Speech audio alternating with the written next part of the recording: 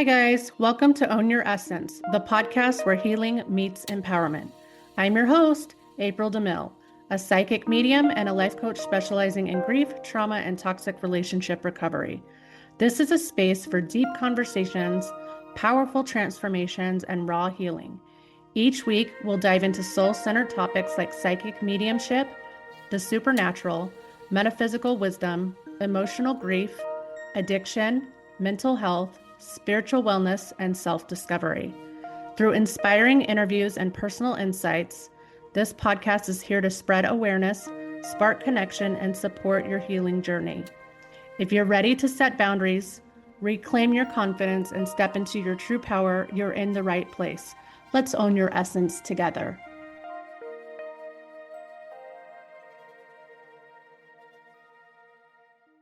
Hey guys, welcome back to another episode of Own Your Essence podcast, where we get to have deep transformational conversations with some of our favorite people. I am your host, April DeMille. For those of you that are seeking intuitive insight, I provide private psychic medium readings. These sessions are designed to bring clarity and direction across areas like money, career, relationships, family dynamics, spiritual evolution, and emotional well-being. If you are ready for a deeper, more personalized support, I offer private one-on-one coaching for those navigating grief, trauma, and the complexities of toxic relationship recovery.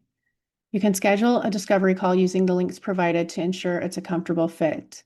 You'll find all booking links in the show notes of every episode. And as always, thanks for tuning in. And today, it is my pleasure to introduce our guest. Her name is Isabella Young. And Isabella is a nature lover and author from Kauai. So I'm very inspired by Hawaii, actually. So I am very excited to talk to her. Hi, Isabella. I was just giving out your little mini introduction, but if you want to tell our audience who you are and what you're doing in the world now, and then maybe we can get into who Isabella was before. Well, thank you, April. Thank you so much for giving me the opportunity to be a guest on your podcast. Thank you for all the work that you're doing to build a platform to give people an opportunity to share information, wisdom, medicines, techniques, tools, or whatever, because there's so many people are suffering right now. I really don't know anyone who's having an easy time at the moment with what's going on the world stage and what's going on in personal lives. So I'm very grateful for the opportunity to be able to share what I've learned from my experiences that hopefully can help other people navigate through this time with more ease and less pain and suffering. Well, thank you. And thank you for being here. I know that we need all the help we can get from every light bearer out there. So yeah, we do. Yeah. So Isabella, how are you showing up in the world? I know that you do a lot to, service the world around you and help others heal. So if you want to talk about that, and then maybe we can dial backwards and figure out what happened before the war. Like before that transformation happened. Right now, I'm writing another book. It's a memoir this time rather than a nonfiction book. And that's an interesting process because it means I have to go back into my past, and that's not fun at all. I thought, oh, this will be a different experience writing, some about my past, but it's no more fun than what I've written about before, which is basically about the enslavement of humanity. What's really happening on the global stage, and how we are evolving as a species from darkness into light, and that's become. I can't not talk about that anymore. It really needs to be spoken about by as many people and as many platforms as possible, because it's only when one knows that you're in a brainwashing situation, a mind control, a cult or whatever, that you can escape. Because if you have no awareness that you're actually being programmed and manipulated and mind fucked from birth, then Yeah. escape's not possible. And that awareness has come through my own experience of being in a cult. And then once I escaped, I realized, oh my God, but what I experienced is just a microcosm of the macrocosm. Yeah. So, and what I really appreciate is the fact that cults are being talked about more on through a lot of different platforms. A lot of cult leaders are being exposed. A lot of ex-cult members are coming forth and talking about their experience, which is all well and good because there are cults everywhere, and cults aren't just Yeah. in churches or spiritual groups or whatever. My family actually operated as a cult with my mother as the first cult leader. I've been in relationships that operated like cult leader, cult member.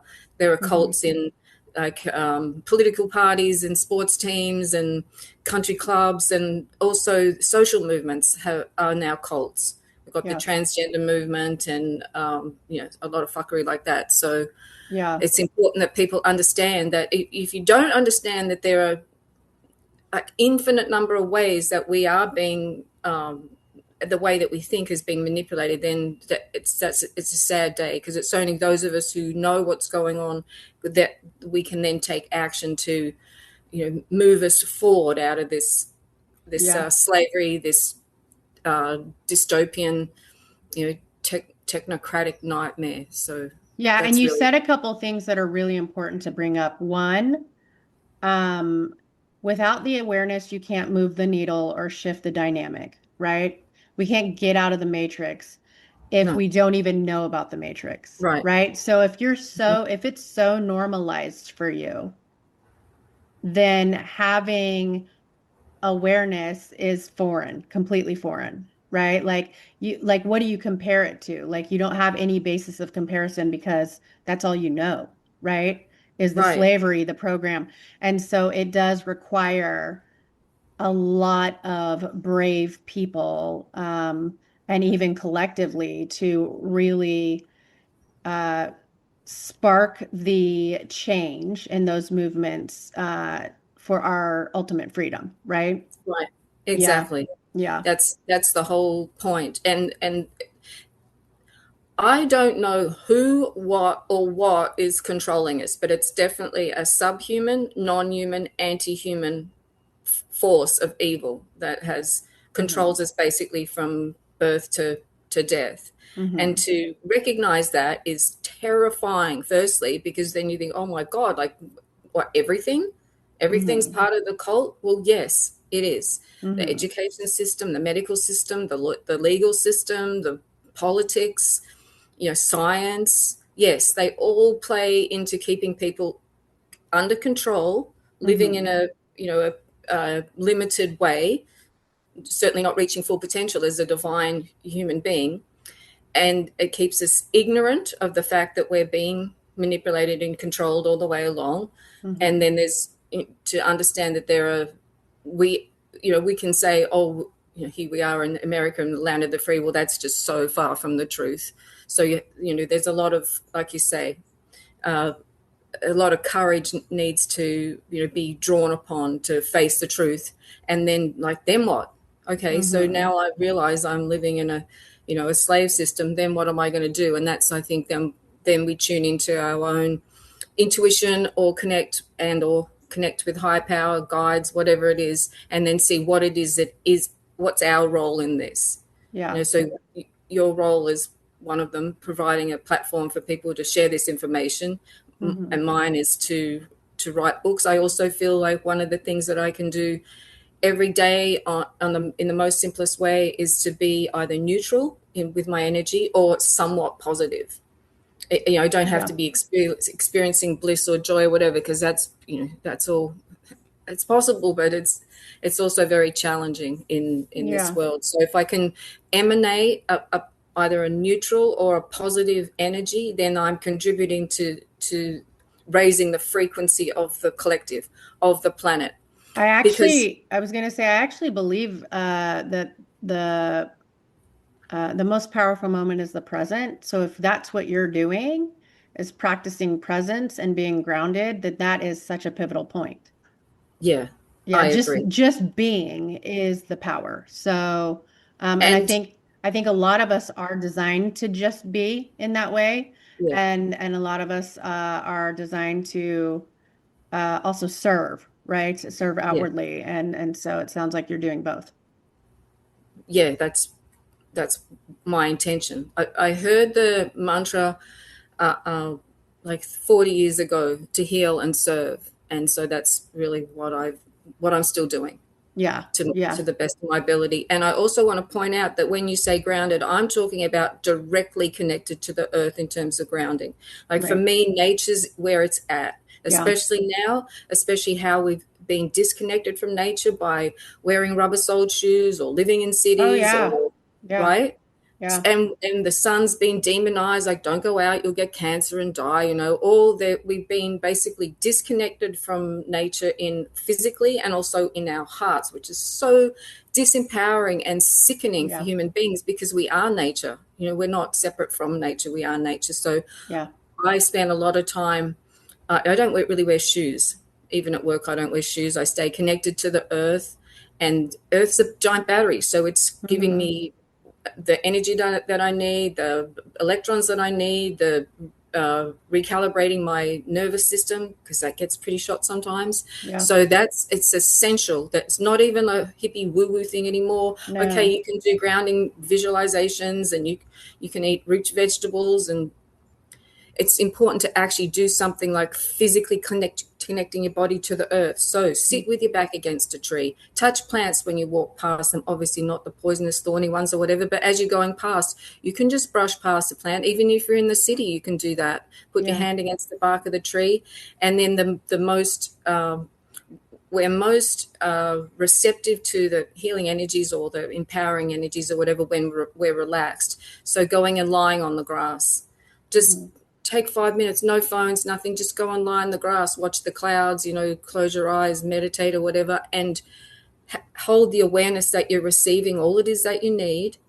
You don't have to know what it is. You don't have to feel anything, but just trust that you are receiving what you need, and then give thanks, and then go about your day. But that's really important every day to connect the physical body to the earth, especially electromagnetically with Yeah. all the dirty electricity and EMFs and all that stuff, because we're very fine in our vibration and it Yeah. can easily be thrown off. Especially now we've got what I'm understanding is, as we're going through a shift from, let's call it just darkness to light, or the age of Pisces into Aquarius, the Hmm. Kali Yuga to the Dwapara Yuga. We are going through an upswing in conscious evolution, collectively and individually, Yeah. and that is triggered by light.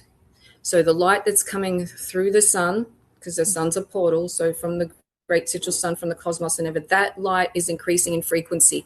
And that is evidenced by the Schumann resonance, which is Hmm. a measurement of the Earth's frequency, Yeah. usually at 7.83 hertz. And now we're getting like fifth It's dimensional light coming in. yeah. So if we're going to go through these changes with the most ease and grace and not like suffer physically, then if we're connected to the earth, we're going through the changes with the earth, as part of the earth, not as a separate entity. So sunlight is essential, especially because now most of us are getting our light from computer screens and fluorescent lights and all that. To be receiving sunlight in your eyes every day. I sun gaze every morning, get that light, which is evolutionary light, healing light, Hmm. antidepressant light, into my eyes, through to my pineal and pituitary glands, and that's an enormous help for me. Yeah. Expands my consciousness. That's how I was able to write my last book, receiving information from the sun.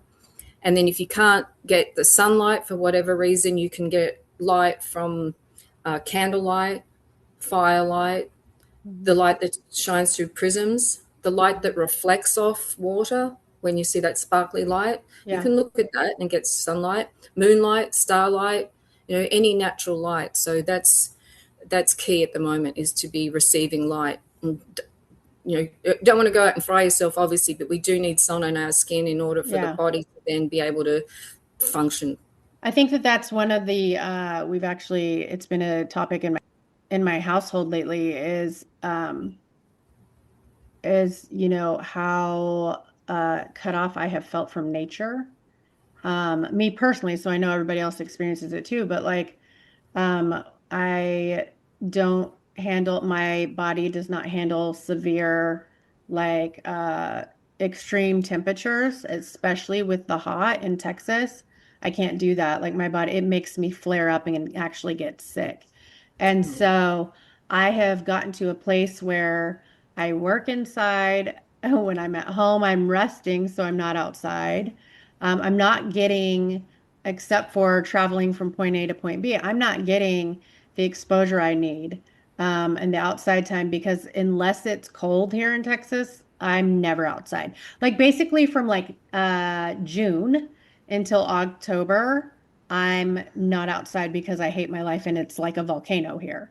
Mhm. So the only time I feel like I'm more immersed in nature is like when we travel and go, like we just got back from Utah. And I spent more time outside in the few days we were in Utah than I do in a whole fucking year in Texas.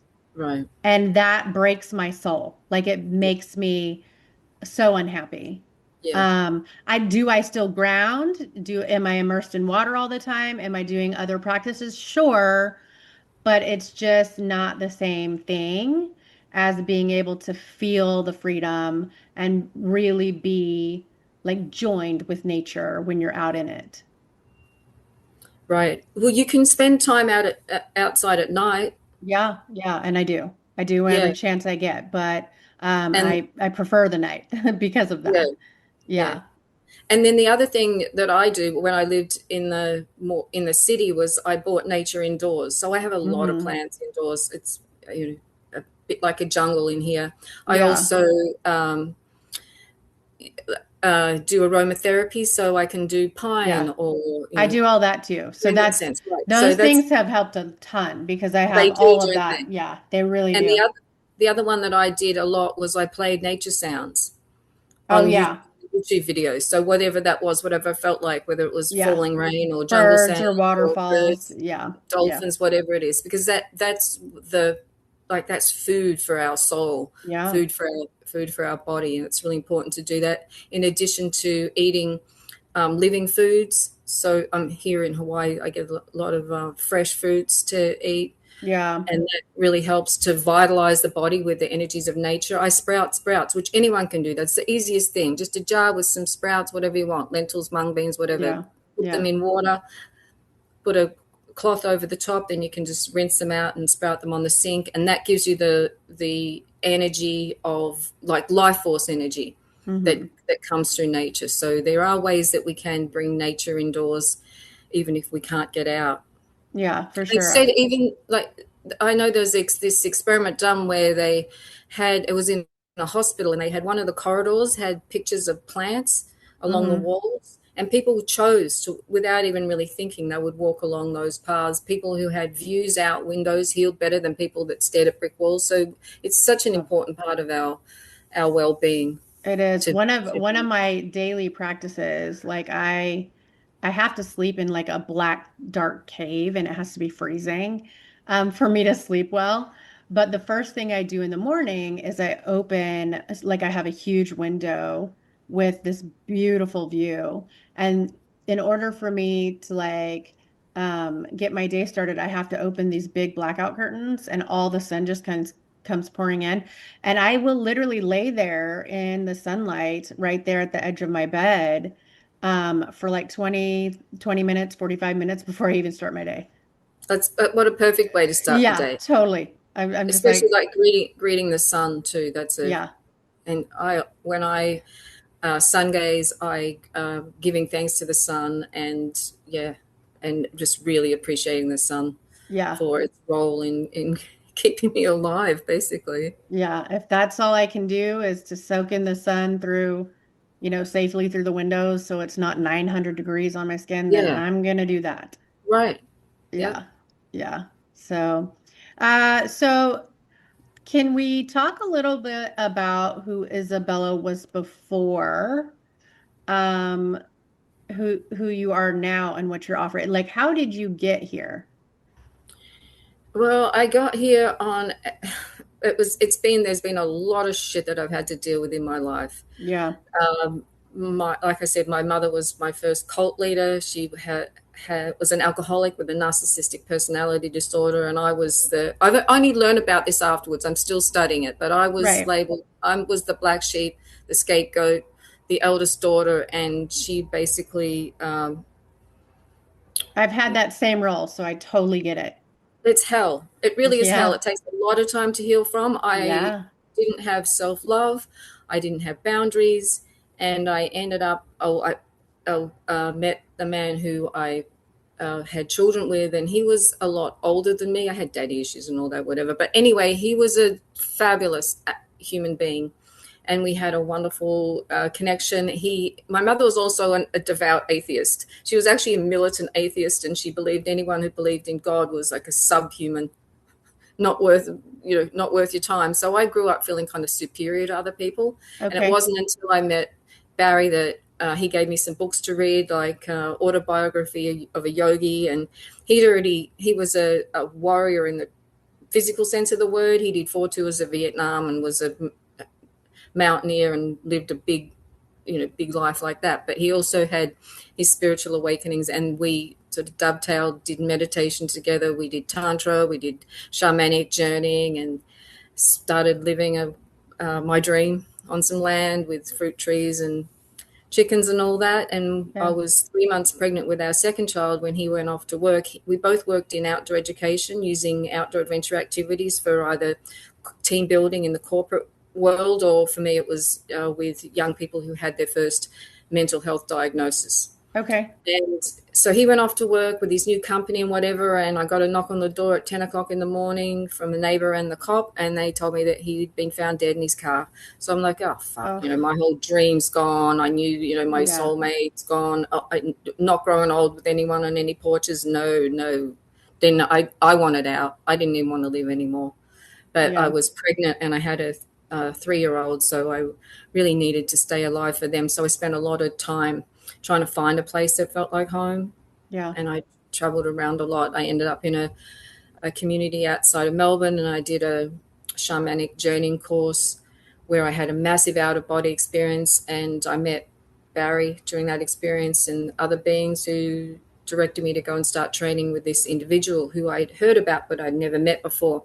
At that time, he was promoting himself as a trance channel. He was Okay. a failed actor out of Hollywood and whatever, and he invited me to come to his ashram in California, which I did. And we got married pretty quickly, and I got pregnant pretty quickly, and we had a child, and we were living in his community in Laguna Hills in Southern California. And from the outside, it looked like a sort of normal family home or whatever, but it was hell. It was an absolute nightmare. This guy then announced himself as the second coming, the Maitreya, the Oh, one to save humanity. Yeah, okay. right.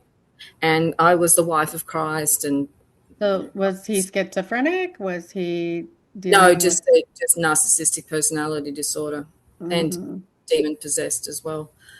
So that was horrible experience. I didn't know how to get out. I felt trapped by the fact that we had a child together and he wouldn't let me leave with her. And also the biggest one he had over me was he knew my spiritual path is my main reason for breathing. Right. And he said if I left him, I would be turning my back on God, on my purpose. And I traveled thousands of lifetimes to get to him. So that really kept me trapped Yeah. until my son was found dead behind the house, and that was blamed on me. It was blamed that it was said he was gay, and I wouldn't accept it Can until he'd taken you his life. can All you this, which son, my which eldest son. your first son with Yeah, Barry? no, that was Barry was my son's father. Okay. That's I what I had. mean. Like your first son from Barry. Oh yeah, yeah, yeah, yeah. Yeah. Correct, Okay. correct. So Yeah, so you've lost Barry and now you've lost your son. How old was he? 15. Yeah, I'm so sorry. And once again, I wanted out. Yeah, no. I Just did totally know not what. want to live. But Yeah. I thought I had 2 children once again, and didn't feel it was fair to them to have to experience the life without a mother, or a mother who'd taken herself out. I didn't feel that they deserved that. So I went from breath to breath for about 6 months until I knew I needed help. And I knew it couldn't come from a psychologist or a psychiatrist. I knew I needed to speak to someone who had an understanding more of the spiritual nature of life. So I went to see this guy who'd been the cult counselor for many years, and he'd left. He'd had his own epiphany. And when I walked in the door, he said, I knew you'd come and see me one day, because I never went during the cult days. I was actually pretty disobedient disciple.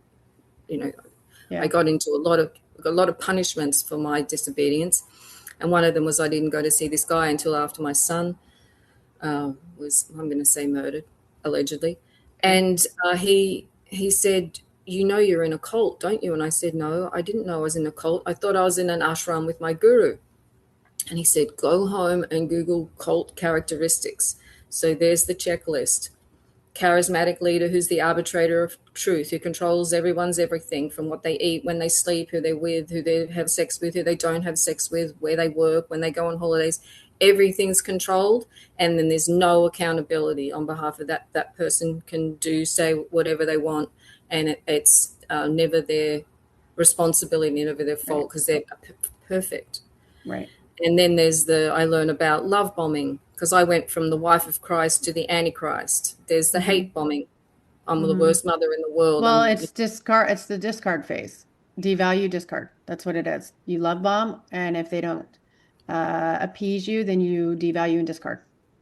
And then you get trauma bonded, and then big mess. Then I learn about gaslighting. This guy's a failed actor, so he's gaslighting everybody all the time. Right, because he's gaslighting himself too. Yeah. Yeah. And I came to learn, it was all well and good for me to say, oh, well, he's got the narcissistic personality disorder, but what did that mean about me? Why had I got into a relationship with him? And I learned that narcissistic personality disorder and what it is being called like codependent tendencies, which is looking outside self for love, they're both rooted in lack of self-love. Right, which starts in our childhood homes. Yeah, starts in childhood. So his lack of self-love manifests as him pretending to be the one to save humanity, so he gets adored and praised and all that. It's called grandiose narcissism. We went to see, at some point we had to see a psychiatrist when we're doing the child custody battle, and he wasn't even diagnosed with the narcissistic personality disorder, which I thought was outrageous, because he's such a classic case. So anyway, once I learned I was in a cult, then I realized I had to get out. And I didn't even want to stay in the States anymore. And I think he finally let me go, because he knew he was going to have another death on his hands, because I just couldn't stay there any longer. And my parents, apparently, they were divorced long ago, but they went to see a cult expert within a year of me leaving Australia. So this is like 8 years before all this happened, and they never said anything, which is why I said earlier on that it's important to know about being in a cult. Apparently experts say, oh, don't tell someone they're in a cult, because you just drive them further in, and then you lose your relationship. But there has to be ways other than just saying, oh, you're in a cult, don't you? Like, you could present. For me, I could have had photographic evidence of this guy, because we ended up in a celibate marriage, but he wasn't celibate. He's the one raping the men, grooming the boys. He's a pedophile. All that gets unearthed. And it's just so horrible. Anyway, I escaped, and then started learning about narcissism, narcissistic personality disorder, codependency. Then I'm learning about cults and studying how cults operate. I'm learning about mind control, brainwashing. And like I said, then I was able to see, hey, wait a minute, this isn't just a one-off experience of me in the cult. I can see how it's operating on the larger scale. So that's pretty much a summary of where I am now. But basically I didn't talk about what happened to me. It took me like 15 years to even speak about it, because I was still making sense of it. I'm still finding out stuff now. Well, and that's fair, because also it's really hard to give a voice when you're still unpacking the layers. It's really hard feel like you have a stable ground to stand on when Yeah. it's still fucking crumbling under your feet. And I say that because I've also lost a child and I've Oh, also experienced probably all very similar torments. Um, and I think the difference when I hear your story and mine is you thought to yourself, well, I have other kids. I need to keep going. I did not have that thought. I thought to myself, I have other kids and they'd be better off without me because fuck this. Like, and having the thought of, oh, I need to do better for other people was actually what was hurting me. It was another pressure that I didn't need when I was trying so hard to keep my head above water to begin with. mhm. And so those pressures were the things that I had to unhook from just so I could even figure out how to stand up again. Yeah, And it was excruciating because you don't just lose your kid. You didn't just lose your husband and the kid and then you lost yourself and then you lost everything that was attached to these ideas of what life should look like. You lose fucking everything. yeah, Even your other kids that are still with you, you also lose them in a massive sense. And then you have to somehow figure out a way to piece things back together and make sense. And that's like, where does that even fucking come from? right. Yeah, it's crazy. It is crazy because that I actually have lost all my children now. We were talking about cults being social movements. Yeah. I am learning about this cult of parental estrangement. Yeah. It's Yep. actually it It's is a mushrooming. massive thing. It's a It's a massive massive thing. thing. I had no idea. I thought it was just me. I thought, oh yeah, I'm a pretty fucked up No. person. I've made bad decisions. No wonder my kids don't want anything to do with me. Then I realized like 1 in 4 families in Yeah. America are being affected by parental estrangement. And Yeah. it's such an evil thing. It's It's awful. completely rotting society from the inside out, like most of the other strategies that are being used to totally fuck with humanity. Yeah. But this parental estrangement, it hurts. I mean, so I'm a childless mother. I have nowhere for that motherly love to go. Right. I got a cat. I look after plants. I make food and give to people. But I'm a grandmother without grandchildren. I don't have that. I don't have really anything like that to, like family things to look forward to. Hmm. There's Again, no more birthdays to grief. celebrate. Just More grief. grief. It's just, Yeah, grief on top of grief. Just layers of it.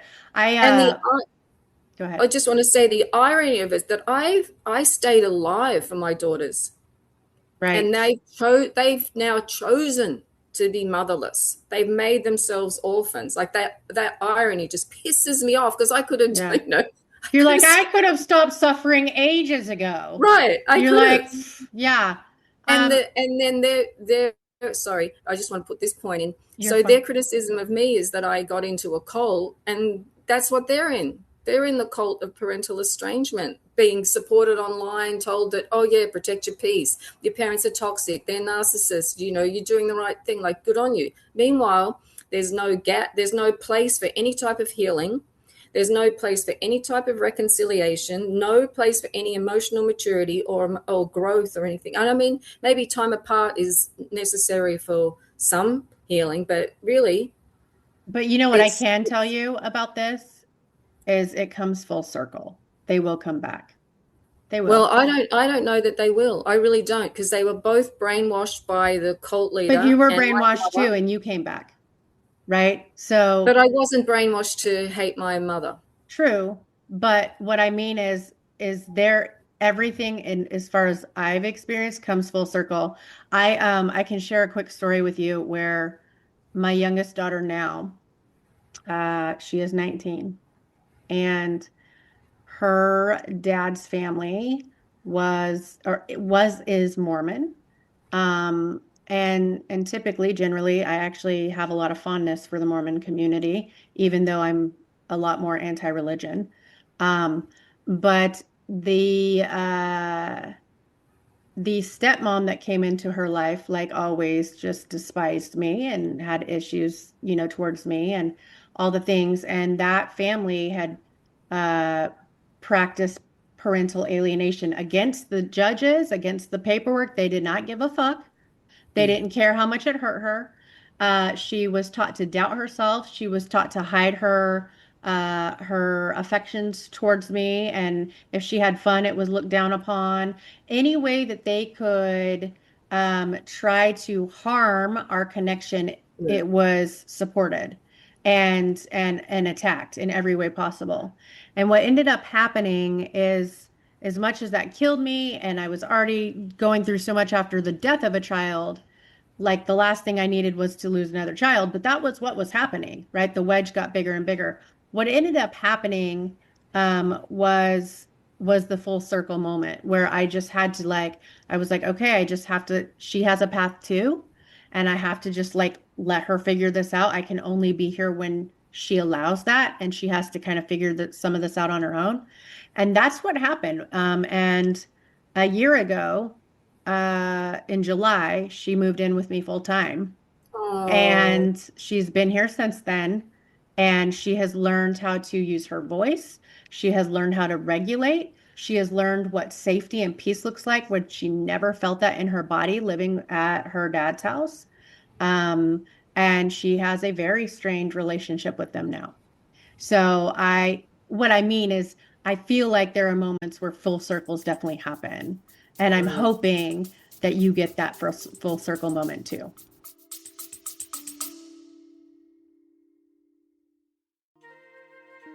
Hey everyone, Stephanie here. For those of you seeking intuitive insight, April provides private psychic medium readings. These sessions are designed to bring clarity and direction across areas like money, career, relationships, family dynamics, spiritual evolution, and emotional well being. If you're ready for deeper, more personalized support, April offers private one on one coaching for those navigating grief, trauma, and the complexities of toxic relationship recovery. You can schedule a discovery call using the links below to ensure it's a comfortable fit. You'll find all booking links in the show notes. As always, thanks for tuning in.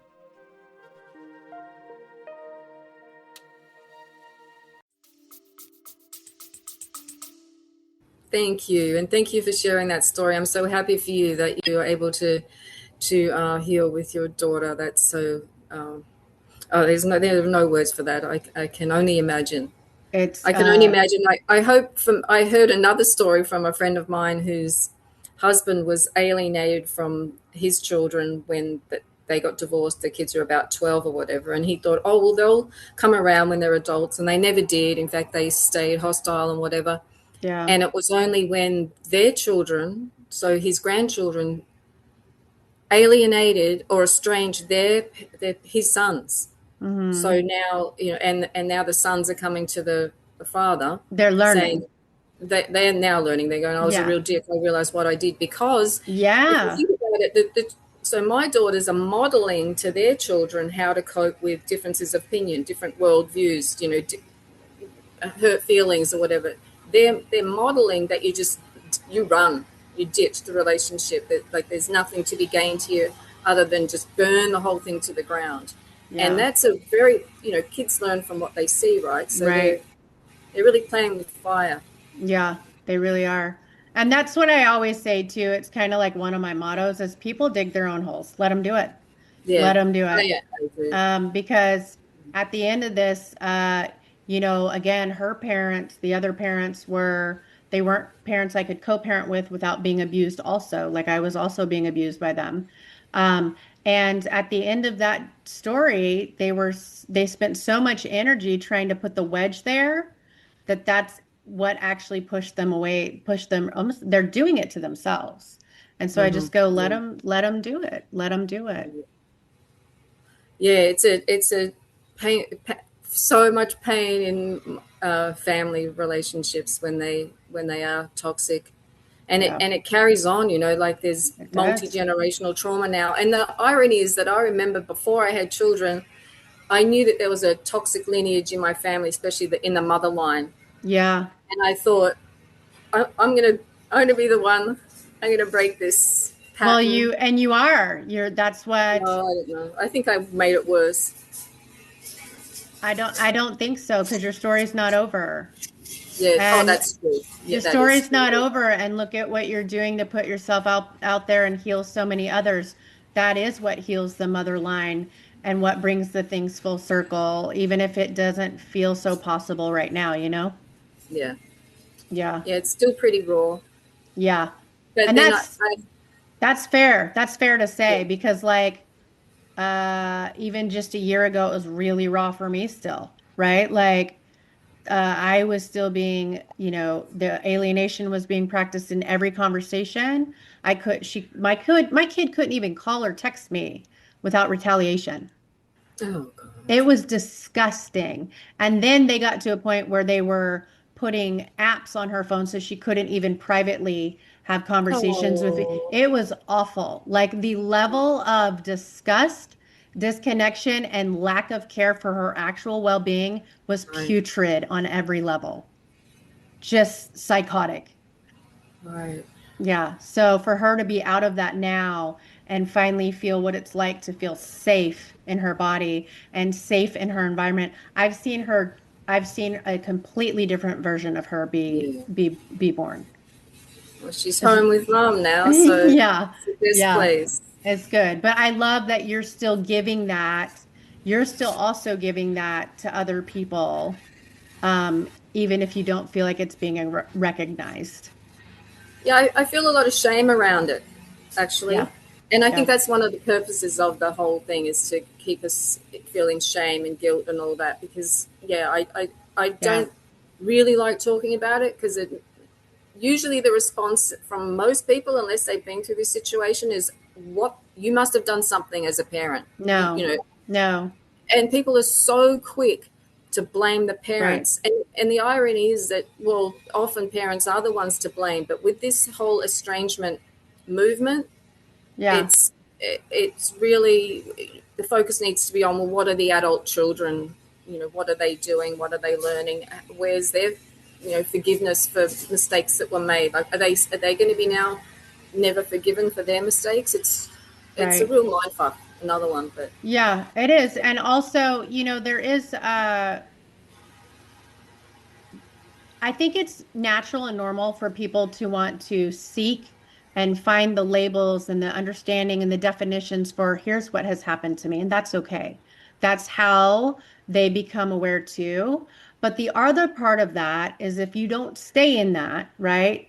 There's another part of that story, and that's finding connection and how to be kind and respectful even when there's differences, right? yeah, yeah. I Mhm. don't necessarily have the closest relationship with my biological dad, but I don't like let him mistreat me.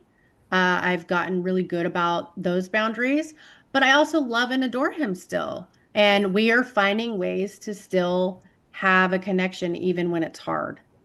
And I think that that's the piece where maybe those younger adult children they don't have that maturity yet, but it will come. You know what I mean? That's the hope, right? Is That's the that hope. that's the Yeah. hope. Yeah, is that the other layers to that will come. Um, yeah. Cult entrapment, man, that's such a wild subject, but it's so like it is I feel like you said it best, like it's kind of everywhere. It's just the program. It's the program running in the matrix and it's unfortunate. So I know you said you're an author, right? Hmm. Your book, do you have it with you? I want I to, do. yeah. This is my book. Oh, look It's at called that. New Human of New Earth. That is It's gorgeous. ridiculously long. It's about Wow. 1,800 pages That's like with a fucking 1,800 poems. encyclopedia, not a book. It's a doorstop, mate. It is. Like, dang, how long did it take you to write that thing? It took 7 years, but Wow. I started it. Yeah. I actually thought I was going to be writing about grounding, and so I started writing about grounding. That just continued on into learning about the benefits of sun gazing and all that. And Yeah. then when the scamdemic started, I just knew that there was this other. I don't. haven't really felt comfortable with using these words before, but the only way to describe it is there was a book coming in. It was a download, and I just had to start writing another book. That's how it works. And that took me 8 months. And it's a lot shorter, but it's basically a summary. It's basically like, please, recognize what's going on right now, because it's not what you're being told is going on. Yeah. And then and the other part of the book is a vision for the future of humanity, when we are living in harmony with each other and with nature, and all the bullshits, all the evils not playing a part of our lives anymore. Yeah. So once that was that book got published, then I went back to writing this other book and finished it about a year ago. But it's such a good book. It's got hundreds of natural medicines that can be found in nature, right from crystal medicine to tree touching to herbal medicine, bark flower essences, just a reminder that there are hundreds of natural medicines in nature that are there for us to use, and so to optimize our physical health and our mental health. Yeah. Then there's also that we've got technologies in our bodies. We have our voice, we have our breath, we have our movement, and there are also some very refined, like barely physiological processes that happen within the human body that can restore us. And the yogis have used it in the past to live for hundreds of years and whatever. So it's called Raising the Chrism. Okay. It's aligned with the moon phase that the sun was in when we were born. It's too long to go into now, but if someone's interested, it's called Raising the Chrism or the Sacred Secretion, and there are a few teachers of that online. Is it, I know it's about lunar phases, but also is it like crystal grid work as well, or is it? I haven't done it with the crystal grid work. It's just a process that lasts about 5 days within all of our bodies, and it happens organically. Okay. But it can be destroyed really easily by like alcohol or street drugs or anger or whatever. Yeah. So if you just stay in a peaceful place, the process can go on and help to heal and rejuvenate and basically give us like the light of the world, they say. You said raising the chrism? Chrism, CHRISM, or the sacred secretion. Okay. Okay. So I talk about the body technologies that we can use to help us feel better, and then the technologies like spiritual technologies. There's prayer and meditation and mantras and yantras and things like that. So it's a reminder really of all the medicines, not all of them, many of the medicines that are available to us that are often overlooked, considered too like hippie woo-woo stuff or too simple to matter, but they're powerful tools. They're safe, they're effective, they're free. Anyone can access them and use them at any time. You don't need any, special anythings. So it's like it's like just your beginning to end holistic guide, and there's all the tips, tricks, skills, tools. Right. And a reminder that we're not doing this alone. We have the support of countless beings of love and light. That's something to remember. It's not just us down here on earth trying to figure shit out. No. We have the support, the guidance, the blessings, the love and light of beings, because we are being like observed. Yeah, we have a whole galactic federation watching over us. Exactly. And without their permission to help, so you can invite them in. Mm-hmm. And then they can help, because they can't override free will. And then there's another part too, is how to protect oneself from evil entities, because they're out there too, and they can appear as benevolent beings and they're not, and they'll fuck you up, they'll take your attention away or lead you down a wrong path or whatever. Mm-hmm. So there's written about how to stay protected, and the most effective way is to embody light. Practice sun gazing, because darkness can't exist where there's light. So the more light we are, the more light we embody. You can do it through meditation or, like I said, the actual practice of it. And then just see yourself as the absolute like force of light, a billion suns. And that's the protection, as well as one's intention to stay protected from anything other than pure love and light. Again, that is a massive encyclopedia you've got there. I love that you've literally just poured yourself into that, and that is such a huge act of love. Thank you. It feels so good that it's actually done now. Like it took me 40 days just to format it all. I think I cried for every single one of those days.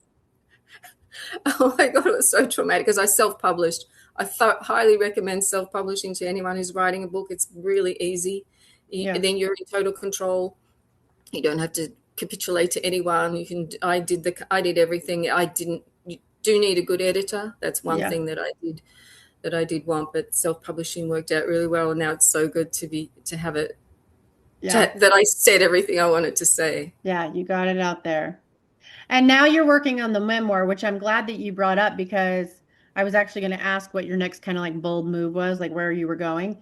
But a memoir you said is different. And I assume, so just, I'm also leaning towards working on a memoir. I've got a couple books I'm wanting to write as well. However, I plan on doing my memoir from like a fiction style memoir, mostly for legal reasons. And so, covering names and all that, all that kind of jazz. But I would imagine, and this is something I've thought of, sitting down to do the memoir itself, you have to revisit every one of those raw stories, which means your body has to experience it again. Right. Means I'm gutted on the floor crying my heart out every again. single time, every time. It's not like, oh, it's not, PTSD is a thing for a reason, right? Those traumas are embedded on a cellular memory. And so it's not like I just visit a memory and I move out of it. It's not like that. No, my entire body feels it like I did the very first fucking time. Right. And so we have to actually go through hell to write those books. Right. I didn't realize that. I thought, oh, this will be fun. This will be different. Because it's different. It's definitely different. Yeah. I'm gutted on the floor for a different reason now. Yeah. And I've kept journals since I was about 6. So I've got journals to read. I've been a photographer since about the same age. So it's so painful to like pull up old memories, and then there's the gap between what was and then what, never will be again. It's very, very sad. And then there's also sometimes the guilt that we go through because our brains protect us from some of the things, right? Like we have blocks and gaps in our memory because we've been so horribly traumatized. And then I don't know about you, but I have felt guilt about that. I'm like, why can I not remember my own fucking kid? Or in this, like I have moments where I'm like, I don't understand why I can't connect these thoughts because my body's saying, hey, wait, it's not time to do that yet. Like you're not safe enough for that yet. And so then I get mad at my body for protecting me, right? Because part of the problem is I want to remember the thing, but my body says it's not time to remember the thing. Like it's too much and it's not safe. And I go, oh, how the fuck can I not remember my kid? Who the fuck does that? What kind of shitty mom am I? Like, do you go through that? Like, it's awful. I think I understand what you're saying about not being able to remember stuff. And I think an important part, because, and I am sorry that you have similar experiences to me, because they're some of the worst pain, awful. Pain. I would never wish it on my enemies. Never. And I think the thing about when people say, well, how'd you get through? Like, how are you sitting here today, actually talking like a normal person? And for me, it was staying really back to the present moment again, with actually feeling the feelings, and that was often being in snot, screaming into a towel. It was ugly, and it gets ugly. It's gotten less ugly over time, but I think that what really helped me was to be in that intense emotional experience. It shifted it faster because you had to feel it. I did it. Right? I thought most people bypass that. They stay busy. They work themselves to death. They do whatever they can to avoid the pain because it's so fucking suffocating. Right? There's not even language strong enough to explain how fucking crippling that shit is. Except that you feel that you're going to die. You definitely feel not you only probably do you want to die. Yeah, you want not to only die. do you feel like you're going to die, you actually want to kill Right. yourself. You Yeah, you actually do. want to. And Yeah. I did for years and years. I wanted to fucking commit suicide. Yeah. And the only reason why I even made it through any of this, what I can't even take credit and be like, oh, yeah, I just did the things that I had to do. I don't fucking know what got me through it. Probably my fucking guide screaming at me and pulling me by my hair through all of it because I wanted to fucking off myself 800 times a day. Yeah. If it was up to me, I wouldn't be here right now. This would Yeah. be a whole different conversation. Yeah. Yeah. So I can't even take credit. I'm just like, I don't know. It wasn't me though. I was checked out. Right. So, but it is important for people to know that going, as painful as it is, that there is an end, there not a is. complete end, but you just go, it just, I don't believe in that whole closure thing around grief and death. I think that's just bullshit. Because really, how do you get closure? I don't get closure. I just get to experience more days with less suffering, but I'm still carrying the weight of the grief and the loss. And I don't expect there to be closure around that. I've just now got a container. It's in like a container within me that every now and again gets, or particularly with like writing the memoir, gets like poked and tapped, and then more leaks out. I think for my experience, I've definitely experienced closure in moments. And and it was something I learned I had to give myself. It wasn't something I could get from some other force outside of me. And that's the only thing that I think has allowed me to feel so much closure around so many of those tabs, that we have Oh, running. that's good. And that was, I think that's the closest that I could maybe share on that subject. Mm-hmm. Yeah. Well, good Um, work. And it does require work. it definitely does. It's It, we definitely always have to find like what works for us and run with it. yeah. Yeah. Well, this has been a fabulous chat, and I had no idea that we would have so many I similarities. know, neither did I It's did hear you. unfortunate that we're have so many similarities, but Yeah, also right. It not. is It's unfortunate. like I'm sorry that your life was pure hell, but also, hey soul sister, how you doing? Like, So Well, they say that suffering's the crucible for wisdom, and I've learned a lot, and that's yeah, why I'm grateful to be able to share it yeah, through podcasts, because um, there are a lot of medicines, I'm calling them, or tools or practices that we can use along the way yeah. to get us through these tough times. And yeah, that's what I mainly I'm on repeat on my YouTube channel, that just reminding people, get outside, touch the earth, touch trees, watch animals, watch your cat play, look at clouds, Well, it just is the repetition that people need, though, because like if you think about how long it takes to create a habit and all that repetition, you have to keep finding even if it's 2 seconds of joy, fucking do it. Two yeah, seconds is still important. And then right. 2 seconds turns into four, and then it turns into 8 minutes. And then before you know it, you've got a whole different day that you would have never thought you could have obtained. Right. Yeah. Just Every day practice. I connect with nature, like directly connect with nature, Yeah. uh, eat some kind of um, living foods, fresh fruits or whatever. I'm not into raw food or whatever. Just make sure my body's nourished. Yeah. Make sure that I drink some pure water, spring water or whatever, that's maybe been out in the sun, Yeah. and then do something creative. Yep. That's That's cook important. food or write the book or go out into the garden. And then another thing that I like doing is do something for someone else, Yes. whether that's pulling the neighbor's bins in or making some food and sharing it or whatever it is. And Yeah. I find if I include those elements, and also, connect with God, which I do, it's not something I really have to like think about now. Yeah, it's hard. It's kind of a given. It's just it's a the given, life. It's kind of the lifestyle, so you don't really have to make a thing of it as right. much because it's just the But lifestyle. to express gratitude Yeah. for what I do have. And I find if I put those elements into my day, it goes a lot better. And it's Absolutely. just really simple. Just keep it simple. We don't have to, you know, you don't really have to like do a lot or go far, whatever. We can just do those things from home. And yeah, like you say, the whole day goes a lot better. It was a whole lot different, that's for sure. Isabella, is there anything that we did not touch base on that we need to before we wrap up?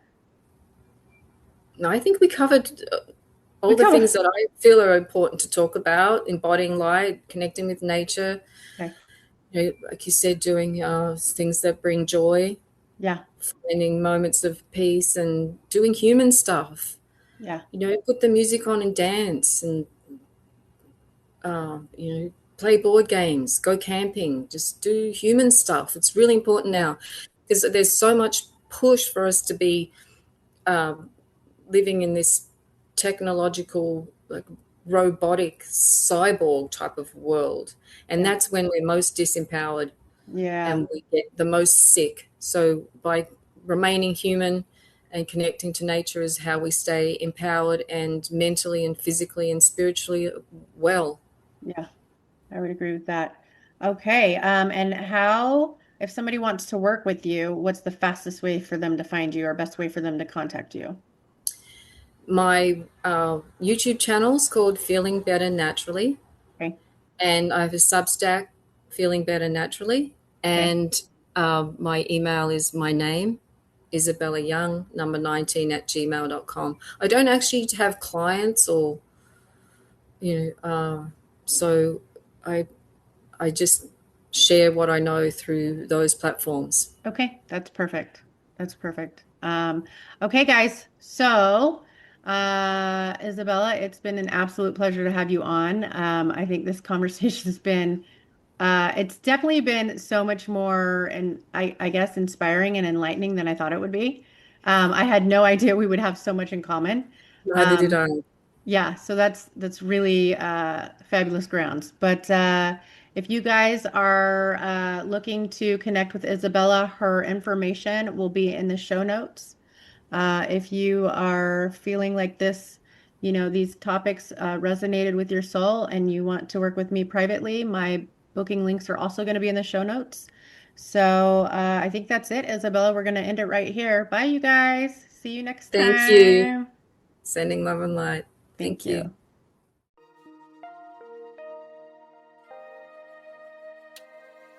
Thank you for joining Own Your Essence. I am beyond grateful to our guests for sharing their wisdom and to you, our listeners, for being part of this journey toward healing and empowerment. If today's conversation resonated with you, please feel free to subscribe, leave a review, and share this space with others who might need it. If you have questions, topic ideas, want to be a guest, or would like to work with me privately, send an email. I'd love to hear from you.